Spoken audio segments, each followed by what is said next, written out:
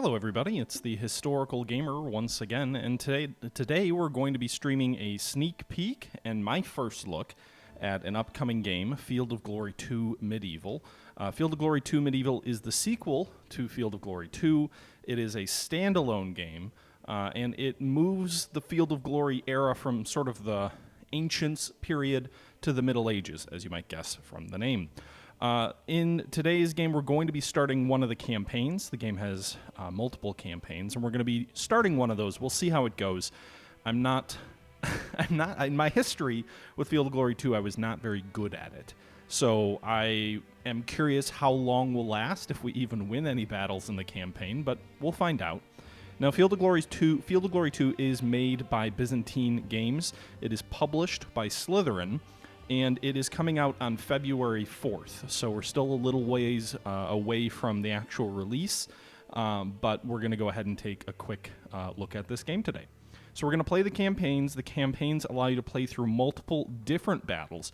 Now, one of my critiques with Field of Glory 2 when it first came out is it kind of felt like all the campaigns were sandbox campaigns where you built like your own little sandbox army and you just sort of loosely played a series of missions or battles or whatnot, but it never, I guess what I was looking for originally in Field of Glory 2 was a campaign where it's like, here's your army, it's loosely historically based at least, and you're going to fight through a campaign that is loosely historically based, and it's not really creating your own deck, your own army, or other things like that. It seems like they've done a little bit better of a job with Field of Glory 2 Medieval in that sense, but you're still building your own army. But there are different sort of settings of the campaign. So you can see here there's 4 different campaigns. There's Alexander Nevsky, there's the Agnavian Empire, the Mongol invasions, and the Northern Crusade. We are going to fight the Northern Crusades. I have seen a couple of people do the Alexander Nevsky campaign on YouTube. Haven't seen anybody play the Northern Crusades yet, so we'll go ahead and start that. You can see there's a little bit of background around the campaign itself. You can see it's looks like it's the Teutonic Order is being founded as a German hospital during the Siege of Acre in 1190 and transformed into a military order in 1198. When is this campaign occurring? So it looks like there's some stuff going on in Poland in 1226, and we're going to be fighting in the Baltics against. Is it the Kingdom of Poland? I guess we'll see here.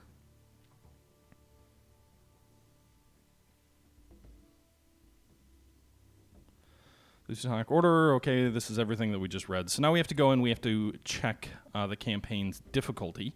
So we can start with any of 6 different difficulty levels. You start with Sergeant at the lowest level. You've got Knight at the second level, Baron, Duke, Prince, and King. I've already said I'm not very good at this game. So we are going to start, I think, at the Knight difficulty level. I guess we can do progressive. So difficulty levels gradually scale up by 1 level overall between the first and last battles of the campaign, not 1 level per battle. So I'm assuming if you lose, it doesn't get harder then? It looks like there's, if I'm reading this right, it looks like there's 5 battles in this campaign that sort of span up the Baltic coast as the Teutonic Order sort of fights into Poland and then it looks like Lithuania and that area.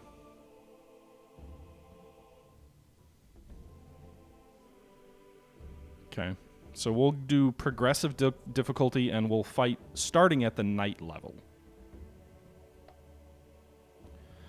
In 1217 AD, or it's 1217 AD right now, in 1199, Albert Buxhoveden was appointed by Archbishop Hartwig II of Bremen to Christianize the Baltic countries and landed in Riga with a contingent of crusaders. In 1202, a bishop of Riga, he established a permanent military presence by founding the military order of the Livonian Brothers of the Sword. By 1212, the Livonians had been subdued and Christianized. It is now 1217, and the Sword Brethren, together with their Livonian allies, are moving against the pagan Estonians. So actually, we're going to be fighting the Estonians, and we're trying to bring Christianity to the Baltic North Baltic regions in Estonia. So I was a little bit off. I said Lithuania, but it's going to be in Estonia. So it looks like we have, in some cases, we may have multiple options because it's giving me a choice, essentially. But the only choice I have right now is to offer battle. So we're going to be fighting our first battle here. Death to the heretics.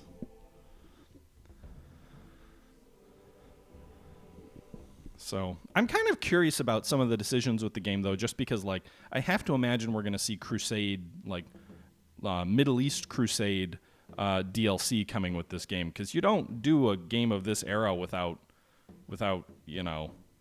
going to the Middle East and fighting the Crusades either on the side of the Muslims or the Christians. So it was a very interesting decision to do this medieval era, but focus it sort of more on Central Europe rather than the sort of Crusader battles for the era. Okay, so we are the Sword Brethren. Our army is, I guess, using 1204 to 1237 tech, I guess, versus the Baltic tribes, which are a little bit more primitive, at least based off the era here. It says between 1250 and 1283, I'm guessing. I'm guessing that makes them more primitive from a technology perspective, although I'm not sure what major differences existed between 1204 and 1050 in terms of technology for these armies. Our objective is to rout the enemy army. We need to rout at least 40% of their troops and 25% more than we lose, or rout 60% of their troops. So essentially, if we rout 40% of their army, we can't have more than 15% of our army routed, or if we rout 55% of their army, then we can have up to 30% of our army routed and we'll win, or if we just get their army up to 60%, then we win the battle sort of automatically. It looks like it's a 24-turn battle, and the enemy are offering open battle. Okay, so it does look like we have to choose our forces here. Now, we do start with a base group of units that are already on the map here. Looks like a lot of Baltic foot units, some crossbowmen, a handful of light archers, and then a few spearmen. We also have a Brotherhood Knight and Sergeants group, and a Baltic noble cavalry unit. So we've got 2 cavalry units and several ground units on the map here. If we zoom out a bit, we can see the enemy front line is going to be out here to the east. It looks like there's a lot of marshland around this battlefield on both flanks. Now, units can move through marshes, but it does cause them to become disorganized, so they'll lose cohesion and things like that. But this is really interesting because I'm assuming if he crosses through this rough ground, he'll lose cohesion as well. I don't know if it's a good idea to hold on the defensive in marshland. I don't want to charge through it, but I'm not sure, like, do spearmen in marshes get penalized too because they're not able to hold a cohesive front? I'm not really sure. You can see here we have 818 points remaining of a total of 970 that we can use. We can purchase our army up here on the left side of the screen. And so first things first is I'm going to purchase some cavalry, some Brotherhood Knights, Sergeants. I'm going to purchase 6 more of these Knights and Sergeants. I'm going heavy on the cavalry, so I'm going to spend an absurd amount of points on cavalry, although I don't really think this is the best field for cavalry to be engaged on. Still, I'm a cavalry man, so we'll spend a lot on knights, and maybe we can just run them down with heavy cavalry. Then I'm going to go ahead and I'm going to purchase some spearmen. They're better on the defensive. They're armored spearmen. You can see different units here have different attributes. So if I hover over armored spearmen, you'll see here that they have a troop type, under-drilled, heavy foot. They are unmaneuverable. They are average troop quality, they are armored, and their capabilities are defensive spearmen. So you can see that we're already actually maxed out on our Baltic foot.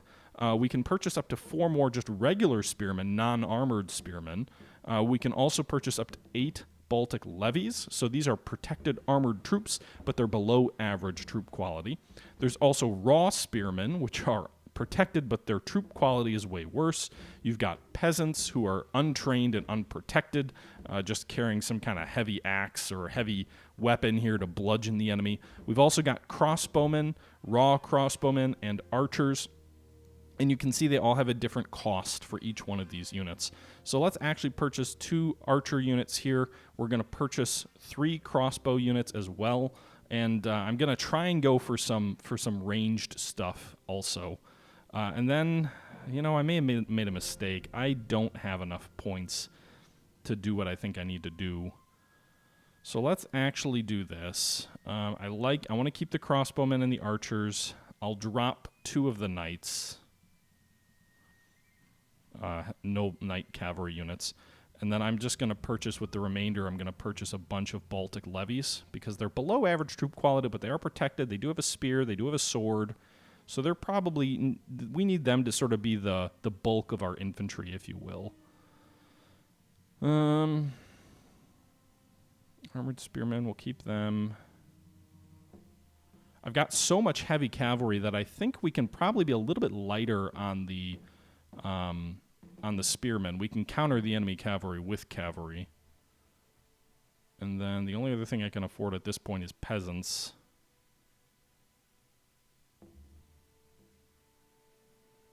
If I drop 1 more knights, so then we'll have 4 cavalry between the knight sergeants and the knights, and then the 1 cavalry section will have 5 cavalry units. So we could do, actually let's do mounted crossbowmen, so we can have some mobile ranged units up front. I probably need more, I don't know. The problem is units are so unmaneuverable in this game that it's very difficult to get your cavalry into action because you've always seemingly have troops in the way. Let's form our units up here. All right, so these spearmen, we're going to put them over here. I mean, the spearmen should be in the open, right? All right, I might do a future video on another battle of this where I sort of talk through my thought process more as I pick units. I got really a little bit frustrated with this in that I kind of kept changing my mind and couldn't really make up my mind on what I wanted to do. So we're going to jump ahead about 8 minutes or so to where the army selection and placement is completed, and we're getting into actually fighting, so you don't see me sort of pick a bunch of units, then change them, then pick them again, then change them again. So we're just going to jump ahead and pick things up after the deployment phase. The annoying thing is there isn't really even like an open plane I can advance into to try and form my units up. I'm kind of stuck. This whole map is a nightmare. Alright, so this may have been stupid, but we're in deployment mode. You can drag and swap units to any highlighted tile until you're happy with their positions. I've kind of already done that.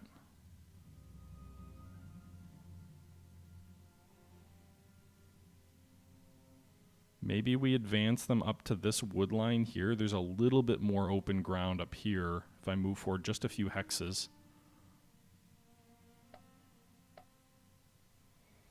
Alright, we can see the enemy here. They're deployed out in front of us in a much more cohesive front. It doesn't look like we have any line of sight into these marshes.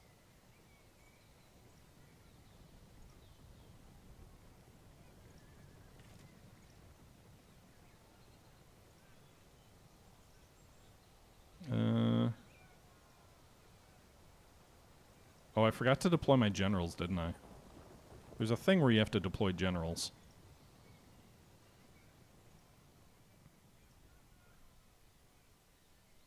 Alright.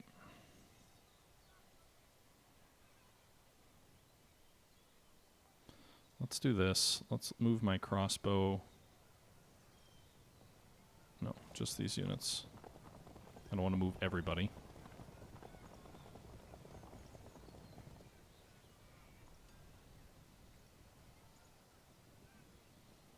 One of the most challenging things for me in this game is getting facing right, because it always feels like you kind of get screwed all the time because units are not mobile and they do not turn well.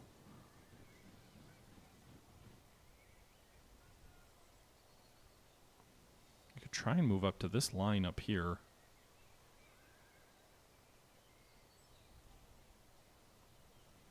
That might make the most sense.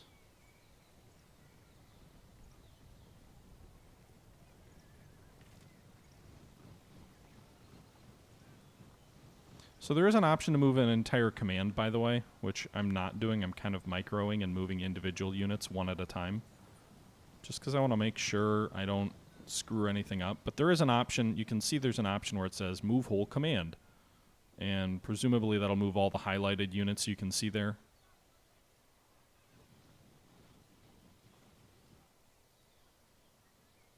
Why can these guys only move one? Terrain type, I guess. I'm also kind of tempted to see if, like, letting them flank my frontline units just a little bit so then I can have my cavalry charge into the gaps would be a viable strategy. Probably not. I feel like allowing yourself to be flanked is pretty much always a bad idea. But I don't know. I always lose so hard in these. I'm trying some, usually I just line up in a straight line and go. So I'm trying to think through what might be a better strategy than that. All right. We'll keep the archers somewhat back here, since these question marks mean they can't see into this territory. I mainly have these guys on the right just to make sure I don't get absolutely flanked.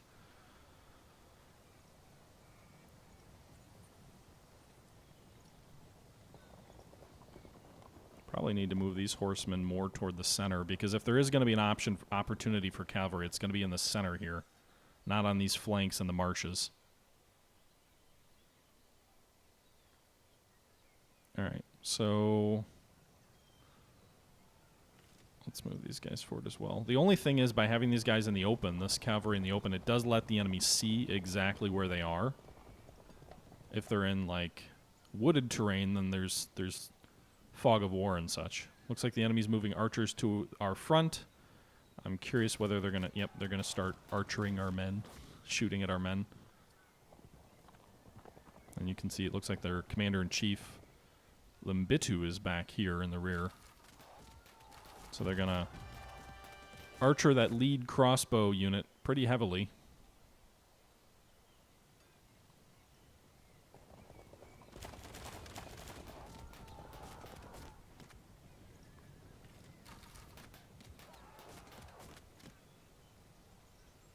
Okay. You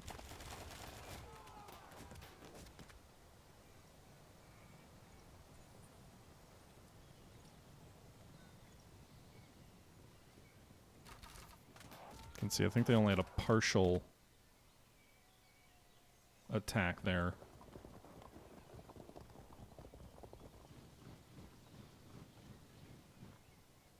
All right, let's move these troops forward. These armies are already kind of congested. Let's move them forward one more hex.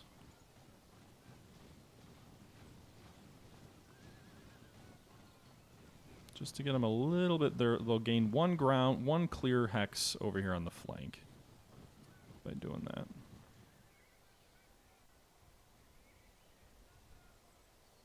Why aren't they moving there? Is that terrain completely impassable?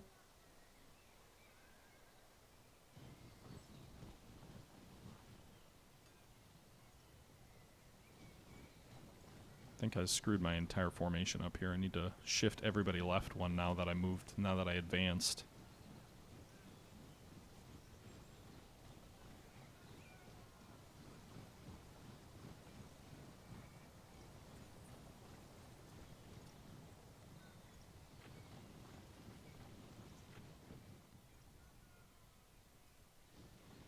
Okay, we're not seeing anything over here on the flank.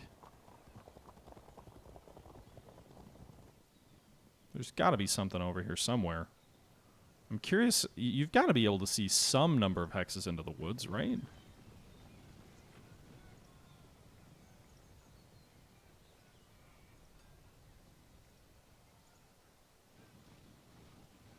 Okay.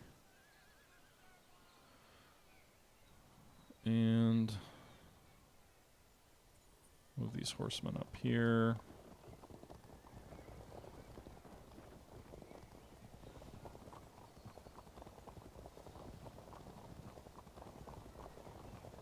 All right.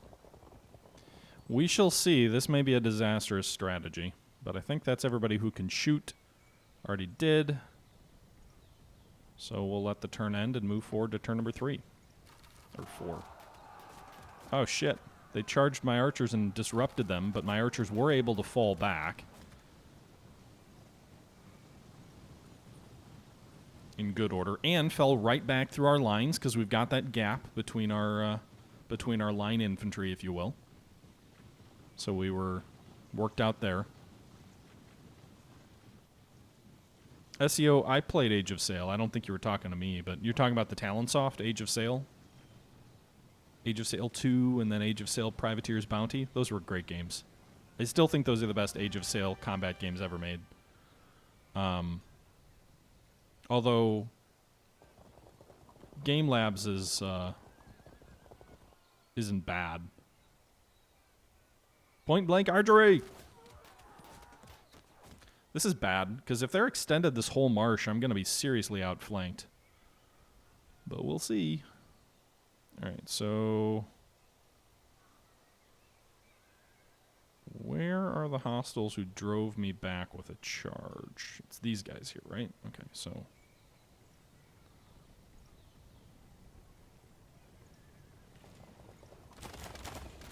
point blank crossbow fire does nothing? Alright.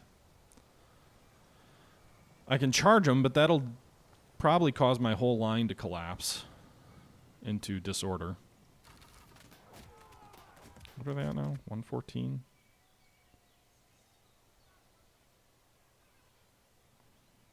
I'm less interested in hitting the enemy archers and much more interested in hitting the enemy infantry.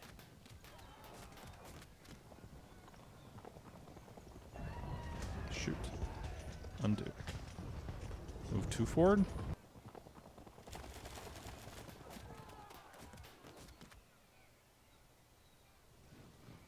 J Street, thank you very much for the bits.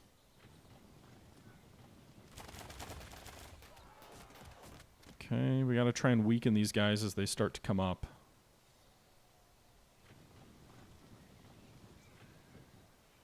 Alright, we'll turn these guys into their new positions.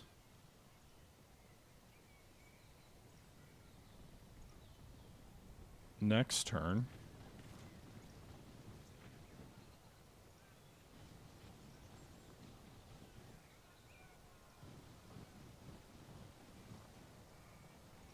Overextended there.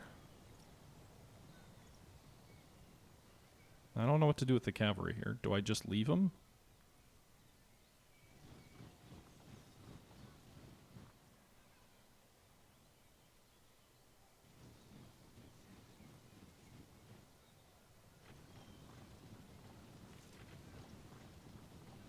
Let's fall these guys back. We're going to refuse our flank in these woods here.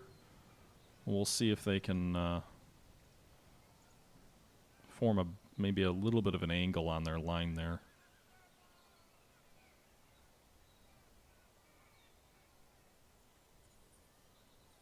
Alright, so they're going to move. Alright, so we'll move these guys here.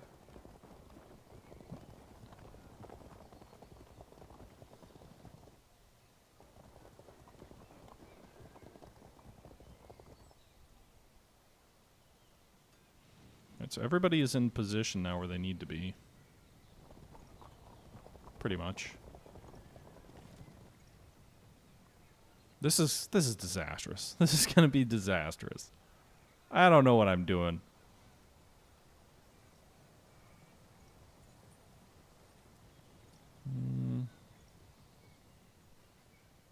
I mean, I've already hurt these guys, so I'll keep trying to hurt them. They've already lost almost 1/6 of their men. So we'll keep an eye on that, and I guess we'll just end the turn and move forward to turn number 5. Hey, G.I. Joe. Good to see you. The battle just started.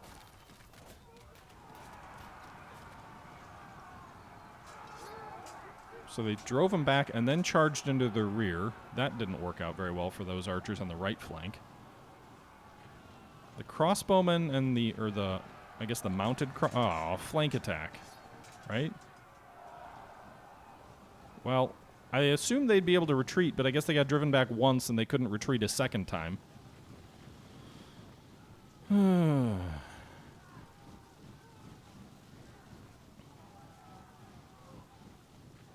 So I have no line of sight. This terrain sucks.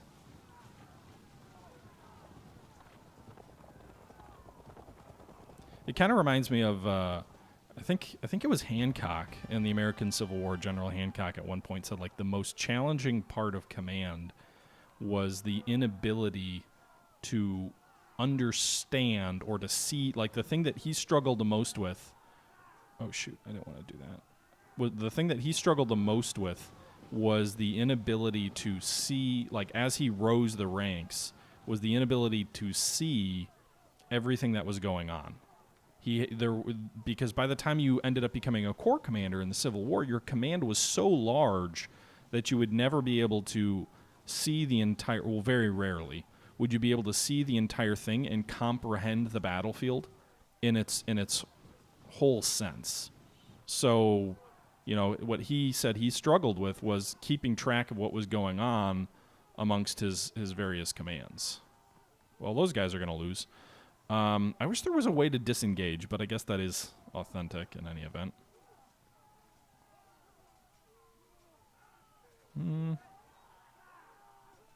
How about we pull these guys back? Because I don't want you to die.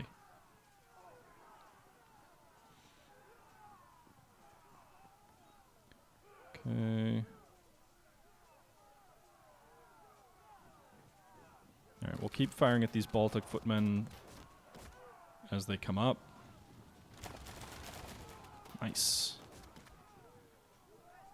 So we're hopefully slowly wearing them down.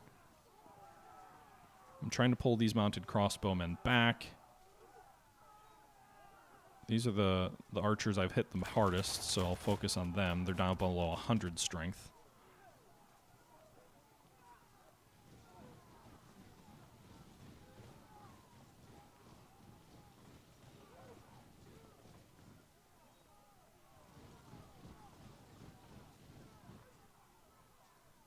Undo that.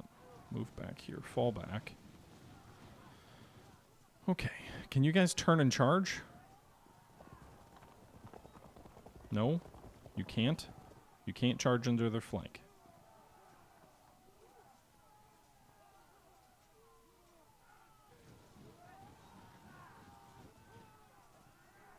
Well, those archers are going to lose, but I might have a chance to charge into both flanks of this enemy unit here, this Baltic foot, if additional troops don't come at my front. I'm not going to... I could choose to engage in melee combat right now, but we would 100% lose, so that's a bad idea right now. We'll have to hope no more troops come out of these woods here and hit us in the flank, because if they do, we're screwed.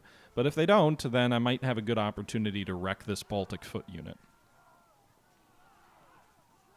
Yeah, I mean, this game does a good job of giving you pretty painful limitations in terms of fog of war.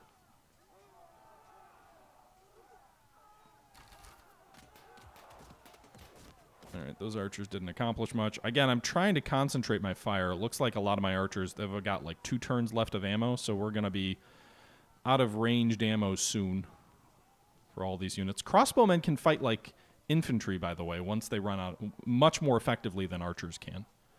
All right, so we'll end this turn. Melee going on here. 1 to 18. Wow, they're fragmented, but they didn't retreat yet. This cavalry up here breaks and routes. Hopefully we can rally them. That's our first unit that's routed. Meanwhile, the enemy archers are those my archers or theirs? I think they were their archers are retreating.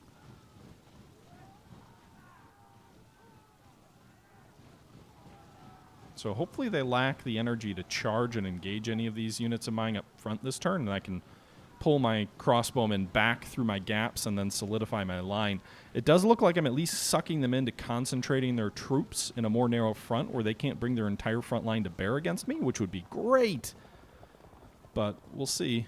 There's archers on my flank there. Not doing too much damage.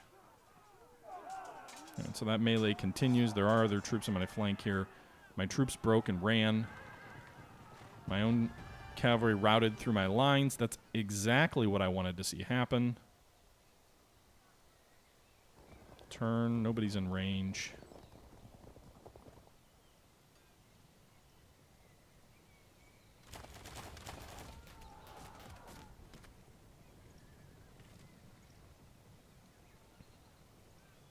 I can't retreat these crossbowmen? Well, fuck. Guess I might as well just point blank shoot. Because they're going to die next turn. At least I can pull the archers back. So crossbowmen, not as maneuverable as I had hoped. Alright, so these guys are going to get hit in the flank from these enemy troops here. Hopefully they break quickly and don't lose too many men. Well, they're retreating right toward a general, so if I transfer a general to them, will they rally? I don't know. I guess we'll see.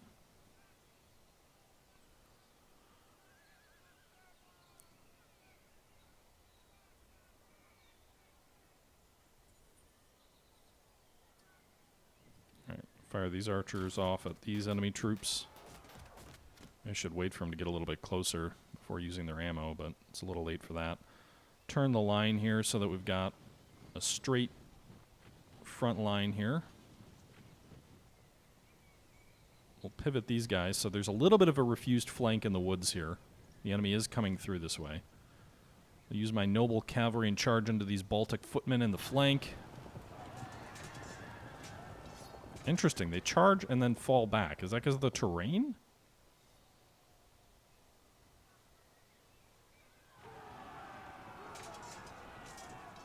Okay, so they're fighting on the enemy flank. However, they're going to get hit in the flank as well from these guys, most likely. These archers are going to be routing.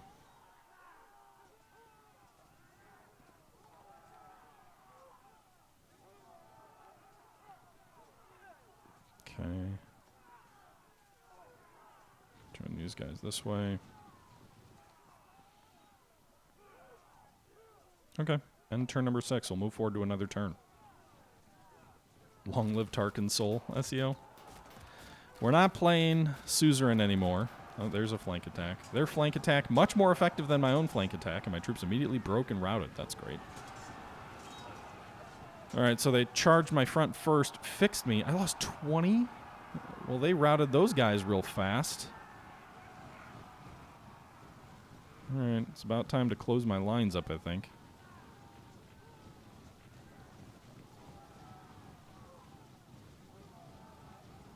Have I considered a daisy cutter? Well, I sure would like it. Clear out some forests. Napalm would have the same effect, I suppose. Or if you want to get into war crimes, you could go with Agent Orange. Alright, everybody, that's going to do it for this first video and sneak peek of Field of Glory 2 Medieval. An upcoming game by Byzantine Games and published by Slytherin Games. This game comes out, or Slytherin Software. This game comes out on February 4th of 2021, so a little bit over a month away until this comes out. Hope you guys enjoyed this video. We will continue this battle. It'll end up being a 3-part battle, and we'll finish this up next time. This was taken from a live stream on my Twitch channel. The link is in the description if you want to check those out live in the future. But let's go ahead and wrap this up. Hope you guys enjoyed the video. Leave your thoughts down below, and until next time, this is the Historical Gamer saying once again, thank you very much for watching, and until next time, I'm out.